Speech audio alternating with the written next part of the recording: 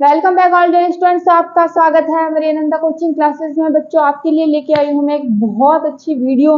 एक ऐसे इंसान के बारे में जो पूरी दुनिया में फेमस हुए हैं। पूरी दुनिया में उनका भौतिकी विज्ञान के मामले में उनका पूरी वर्ल्ड के अंदर उनका नाम है। आज आपने भी सुना होगा सबने, और इसके बारे में पढ़ भी रखा होगा। अपन 10th 11th 12th 9th science के अंदर फिजिक्स है, केमिस्ट्री है, अपन पढ़ते आ रहे हैं इनके बारे में, और अभी भी पढ़ रहे हैं अपन।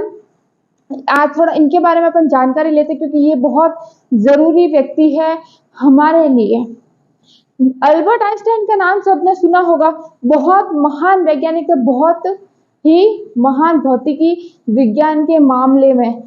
वैसे अल्बर्ट आइंस्टाइन के बारे में सबने पढ़ रखा है कि भाई इनकी जो खोज करी है इन्होंने इन्होंने कौन कौन से इनको नोबेल पुरस्कार मिले हैं, इनके बारे में सबने कहीं ना कहीं पढ़ ही रखा होगा। चाहे 9th में पढ़ा हो, 10th में पढ़ा हो, 11th 12th के अंदर पढ़ा हो, इनके बारे में थोड़ा थोड़ा सबने पढ़ रखा होगा। तो इसके बारे में थोड़ी अपन जानकारी इकट्ठा करते हैं। इन्होंने कौन कौन सी खोज करी है, कौन सा इसको नोबेल पुरस्कार मिला है, कब मिला है, वह इसके बारे में देखते हैं। जो बोर्ड पे लिखा हुआ है वो लोग आप बाद में अगर नोट करना हो तो आप कर लेना आराम से, लेकिन पहले जो मैं मैप समझा रही हूँ उसको थोड़ा ध्यान से समझ लेना, लिखने की जरूरत नहीं पड़ेगी। देखो, अल्बर्ट आइंस्टाइन का जन्म, सबसे पहले उसका नॉर्मली अपन आइंस्टाइन ही बोलते हैं उसको, तो उसका फुल नेम तो क्या है? Albert Einstein. पूरा नाम क्या है? Albert Einstein. अब उसका जन्म कब हुआ? 14 मार्च 1879 में। कब हुआ? 14 मार्च 1879 में। जन्म याद रखना थोड़ा जरूरी है, क्योंकि अपने हर साइंस की बुक में आपको इसका जन्म और मृत्यु, इसका नोबेल पुरस्कार, इसकी खोज, ये सारी चीजें आपको मिल जाएगी। तो 14 मार्च 1980 मृत्यु, 18 अप्रैल 1955 के अंदर इसकी मृत्यु हुई है।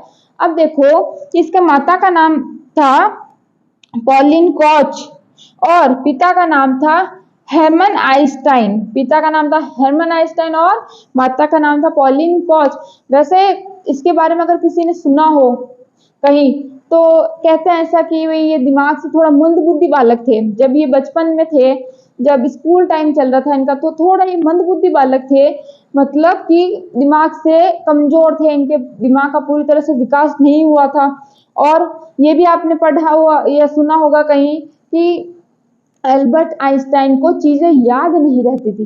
चीजें मतलब कि उनकी जो खोज करी, वो अपनी खोज के अंदर इतना घुस जाते थे, इतना खो जाते थे उसके अंदर, कि जो बाहर की जो अपनी लाइफ की चीजें हैं वो याद नहीं रहती थी उनको।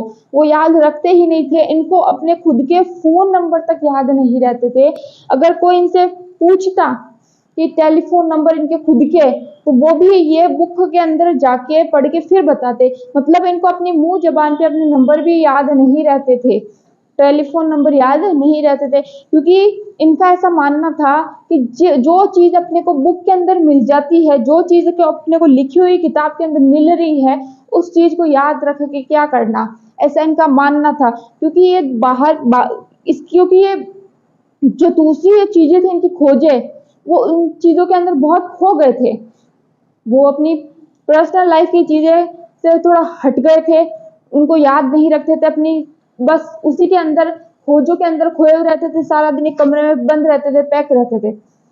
आप ऐसा भी आपने सुना होगा कि इनकी 2 पत्नियां थी। पहली पत्नी का तलाक भी हो गया था।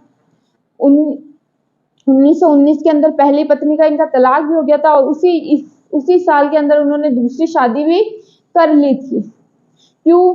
क्योंकि अपनी अपनी खोजों के अंदर व्यस्त हो गए थे, इसलिए इनका तलाक भी हो गया था। अब देखो, ये तो है इनकी थोड़ी जीवन लाइफ की बातें।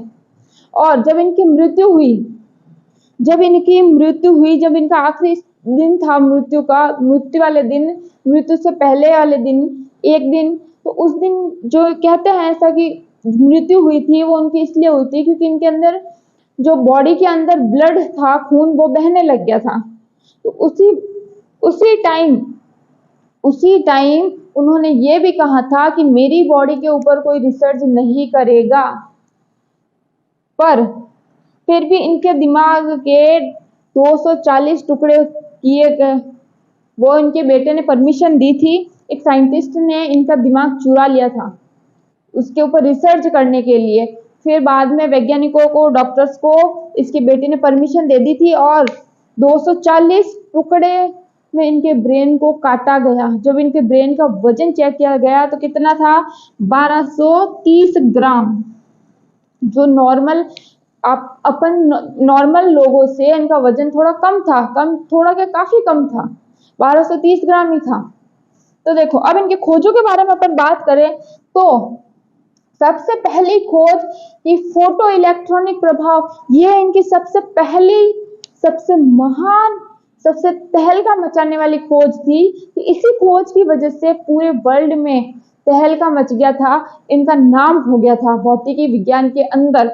और इन्होंने जो फोटो इलेक्ट्रॉनिक प्रभाव की खोज करी तो इन्होंने क्या बताया कि जो प्रकाश है, वैसे दूसरों वैज्ञानिकों के द्वारा खोज की गई कि प्रकाश जो एक तरंग के रूप में बहता है, लेकिन जब इन्होंने खोज करी इन्होंने क्या बताया कि जो प्रकाश है वह प्रकाश में जो ऊर्जा होती है वो छोटे छोटे कणों के रूप में होती है, छोटे छोटे कणों के रूप में प्रेजेंट रहती है।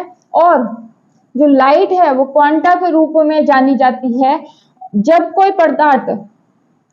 कोई भी पदार्थ चुंबकीय विकिरण से ऊर्जा अवशोषित कर लेता है तो उसके बाद ऊर्जा अवशोषित करने के बाद उसका उत्सर्जन क्या कहलाता है, प्रकाश विद्युत प्रभाव कहलाता है।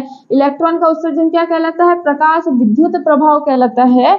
मतलब कोई भी पदार्थ विद्युत चुंबकीय विकिरण से ऊर्जा का अवशोषण करके और जो इलेक्ट्रॉन का उत्सर्जन कर देता है, उस इलेक्ट्रॉन के उत्सर्जन को क्या कहते हैं, प्रकाश विद्युत प्रभाव। और जो इलेक्ट्रॉन है वो फोटो इलेक्ट्रॉन के रूप में जाना जाता है। जो इलेक्ट्रॉन उत्सर्जित हुआ उसको फोटो इलेक्ट्रॉन भी कहा जाता है।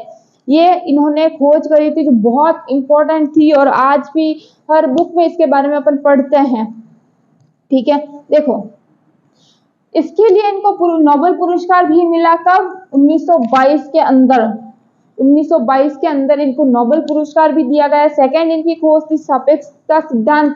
सापेक्ष का सिद्धांत मतलब 1905 के अंदर ये खोज इन्होंने करी कि यहाँ आधुनिक भौतिकी के आधार का एक हिस्सा। उन्होंने यह बताया ये किसके ऊपर आधारित थी, यहाँ आधुनिक भौतिकी का एक आधार था। जो उन्होंने इसके बेस पे एक फॉर्मूला भी दिया, समीकरण भी दिया, E बराबर mc²। उन्होंने बताया कि ऊर्जा और द्रव्यमान का मान हमेशा बराबर रहता है।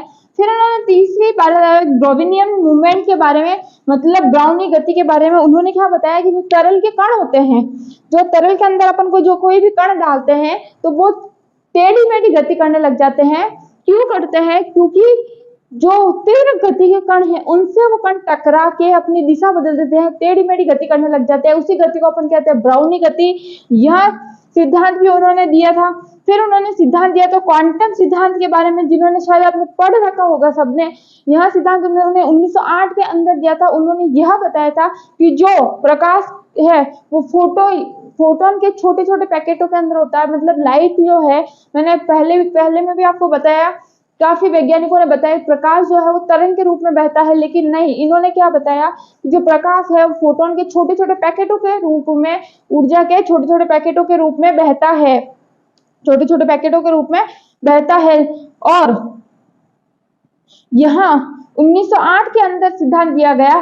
देखो मेन सबसे इंपॉर्टेंट था फोटो इलेक्ट्रॉनिक प्रभाव, क्योंकि इसके बारे में 11th-12th की बुक में 100% आपको मिल जाएगा साइंस की, क्योंकि यहाँ सबसे इंपॉर्टेंट खोज थी इनकी जो आज तक चल रही है। आज तक इनके बेस पे बहुत सारी खोजें भी की गई है और इन्हीं के आधार पर, इसी खोज के बाद इनको क्या कहा गया, भौतिक वैज्ञानिकी का जनक कहा गया। इसी खोज के बाद अल्बर्ट आइंस्टाइन को, और इनके माता का नाम अल्बर्ट आइंस्टाइन की नाम इनका अल्बर्ट आइंस्टाइन था। जन्म इनका हुआ 14 मार्च 1879 को हुआ था। मृत्यु कब हुई थी, 18 अप्रैल 1955 में।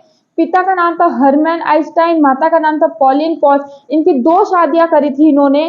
पहली शादी जिससे इनका डिवोर्स हो गया था 1919 से, और उसी साल उन्होंने दूसरी शादी भी कर ली।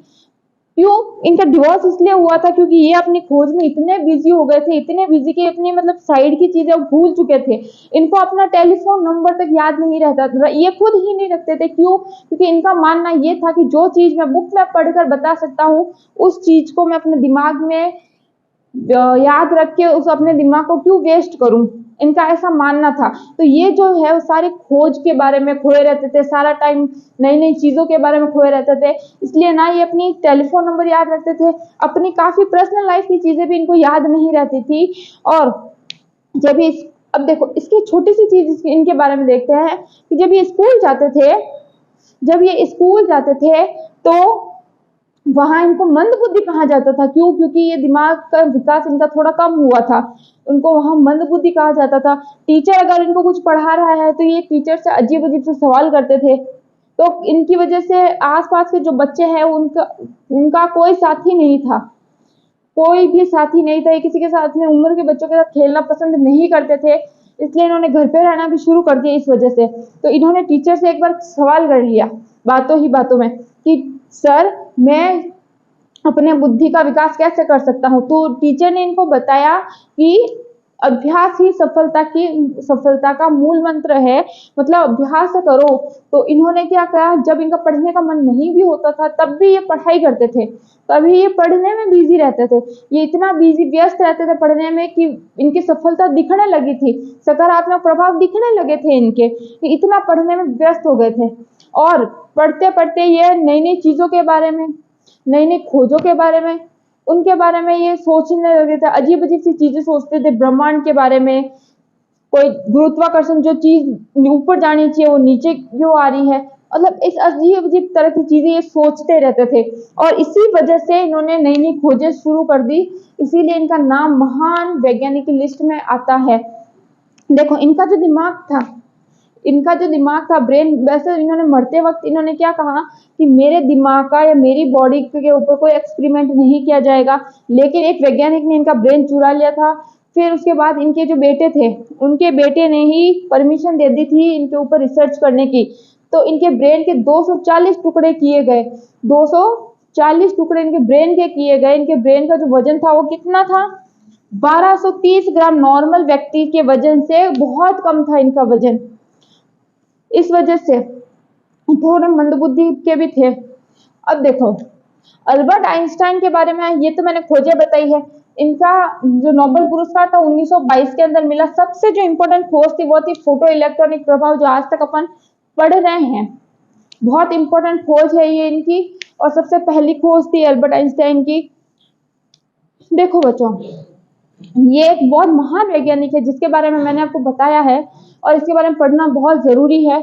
तो नई क्लासेस स्टार्ट होने वाली है, मैं नई वीडियो डालती रहूंगी, बायो के टॉपिक्स भी डालती रहूंगी।